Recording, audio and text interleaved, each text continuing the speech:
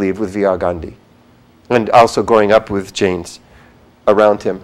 There's one other quote, however, friends, that's less well known from Mahatma Gandhi, and I want you to consider it for a moment, because it's part of this universalizing of the Jain way of life.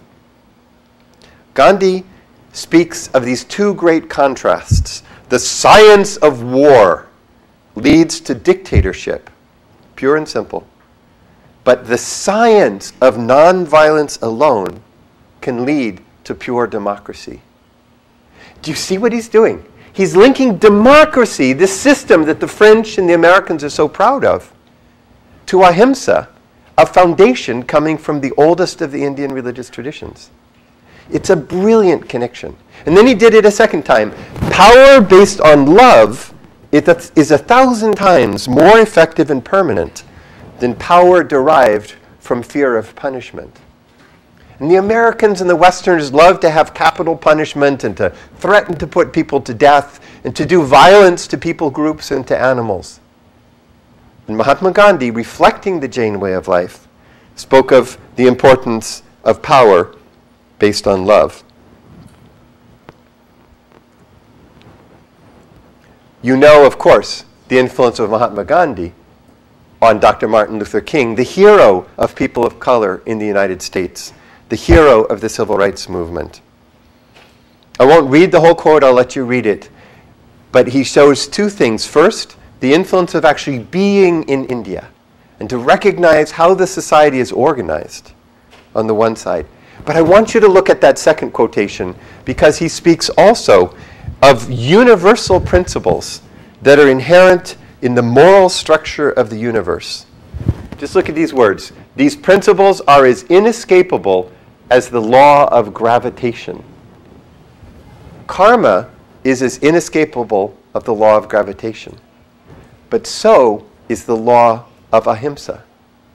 And that's why we sometimes refer to it as the science of ahimsa. Because when you act nonviolently, you set in motion a different dynamic in the world than when you act out of the logic of violence.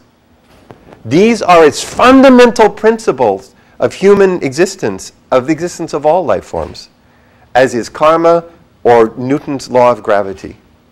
These are the basic ways that our life is organized.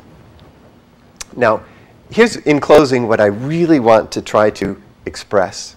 And I remember being in audiences at Jaina, and it's almost as if they would line up on two sides. You'd sometimes have the older Jains who said Jainism is a message for Jains. And then you had the younger Jains and the non-Jains sort of in the next side of the auditorium. And they were saying, this is a universal message. We're excited. So I would like to do something maybe as a non-Jain that the president would not be able to do, and to describe the way in which the wisdom of V.R. Gandhi speaks directly to young people in the 21st century and to non-Jains in America, in Europe, and around the world. We live in an age when the religions of the world have moved closer together. You can't be young, 12, 18, 22, 30 years old in the United States and not encounter the religions together. And you should listen to some of the younger people here in the temple. You will, in the Jain Center, they will describe how their friends are all colors of the rainbow and all religions of the rainbow. We know the mandate, the necessity of learning to coexist. So we often teach Jainism in terms of the 5 great vows, and these remain a commitment for Jains in the world. But in closing, let me just mention these 4 thoughts from V.R. Gandhi, which I think speak to the situation of young people around the globe today, Jain or non-Jain. First of all, about evolution. Gandhi says the universe is not for man alone, but it's a theater of evolution for all living beings. Live and let live. Your motto, right? Live and let live is its guiding principle. Ahimsa parodharma. Non-injury is the highest religion. Friends, everybody is saying now we want to be spiritual but not religious. And the nuns, the non-affiliated, are the fastest growing religious group in the United States. You know, right? Who already understood that the non-religious religion of ahimsa is the message for the 21st century. Virchand Gandhi, a prophet 120 years ago, recognized the major tendency in American religion today. The true nature of the soul is right knowledge, right faith. There we go, I'm almost done. Right knowledge, right faith, and right conduct. A religion of how we live in the world. Simple as that. This is maybe the most beautiful quote, and I hope you've heard it before. Virchand Gandhi said, "This is my country, that is your country." Those are the conceptions of narrow souls. To the liberal-minded, the whole world is a family. I've experienced that in the Jain Center as a guest on so many occasions. This is the message we bring to the world. Jains live it, they open the doors to non-Jains, and this message to transcend narrow nationalisms, this is the heritage of Jainism for the global family of human beings and of all living things. And finally, last of all, I love this quote. We preach and practice brotherhood not only of men and women, but of all living beings. The brotherhood and sisterhood of all living beings. And not just on Sundays, but all the days of the week. We believe in universal justice. We believe present is a result of past actions, and we depend for our salvation on our own acts and deeds. Sit down in a coffee shop. Ask the person next to you what they think of those quotes, and whether they are secular, Christian, Jewish, or from India. They'll nod their head and say, "Now that is wisdom. That is great wisdom."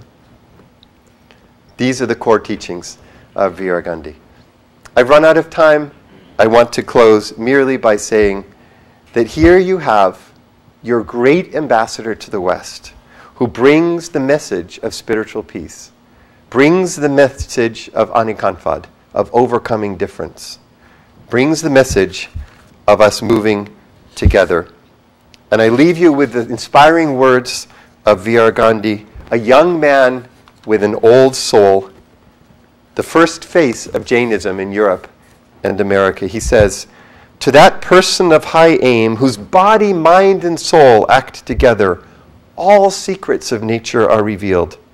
He feels within himself that universal life wherein there is no distinction, no sense of separation, but all around, all bliss, unity, and peace." So may peace be upon us. May the beautiful affirmation of anikanvad characterize all that we do, and may the ahimsa within us become the ahimsa for all living beings. Thank you very much.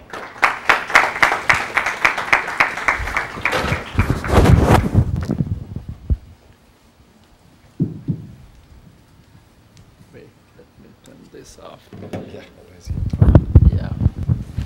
Thank you very much, Philip Bhai. Just have a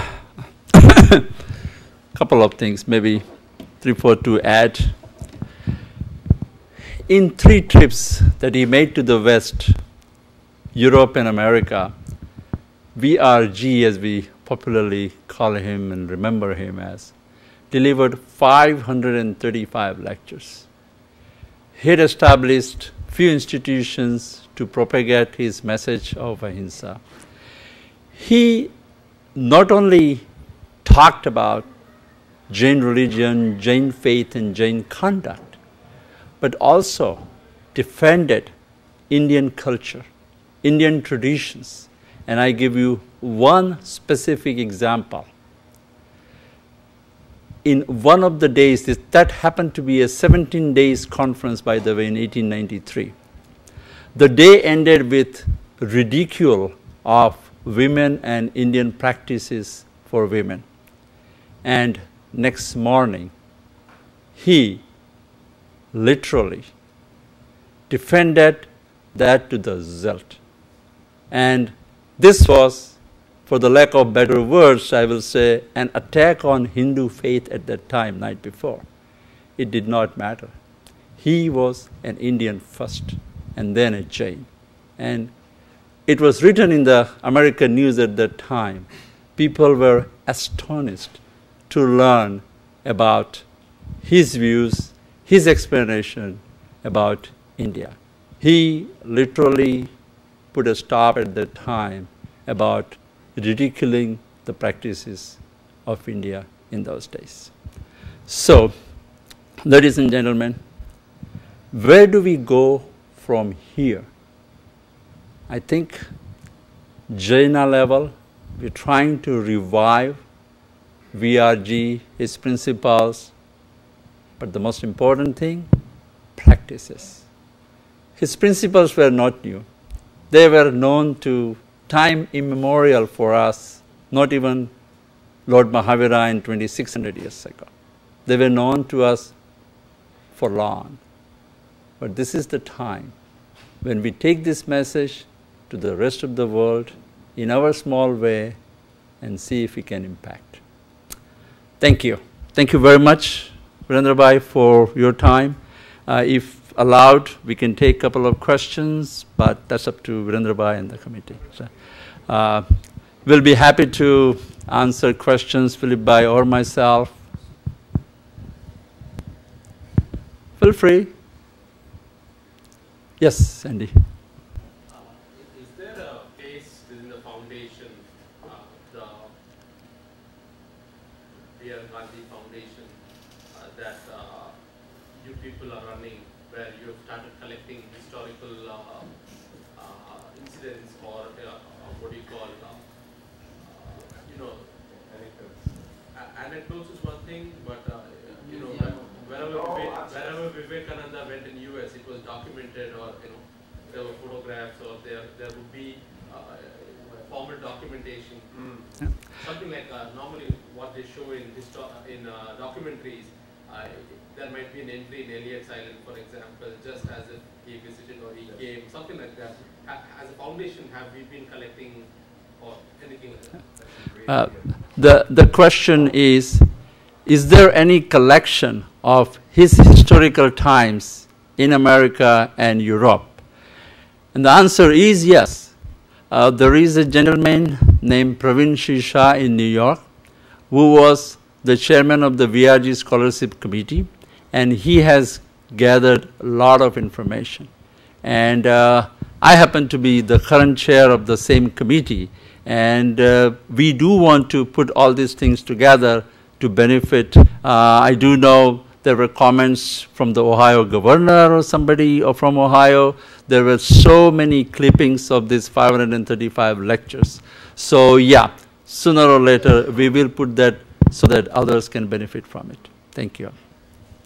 Has he traveled in the West, like Vivekananda has traveled up to Lake Forest in California?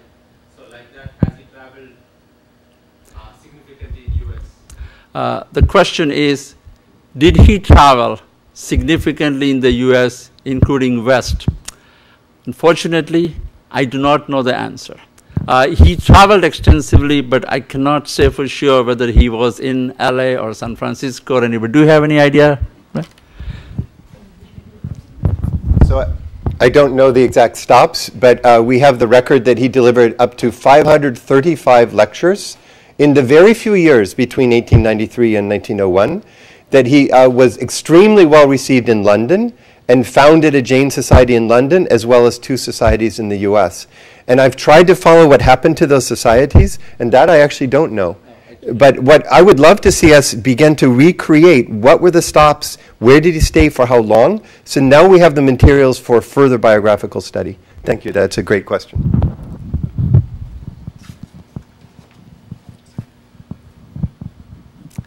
All right. Thank you very much, Virendra Bhai. Thank you, Jess Bhai. Thank you, Nitin Bhai, and thank you, Mr. Clayton. And I think today's presentation is just the appetizer. We would love to have you in one of the big functions where we can present it to the entire society, because we have a lot to learn ourselves of our heritage. We as a Jain obviously feel that, yeah, we follow the religion, but sometimes we forget to follow the history of the religion. So we would love to invite you back. Matter of fact, once you come here, you automatically become a member of the Jain Center. Okay.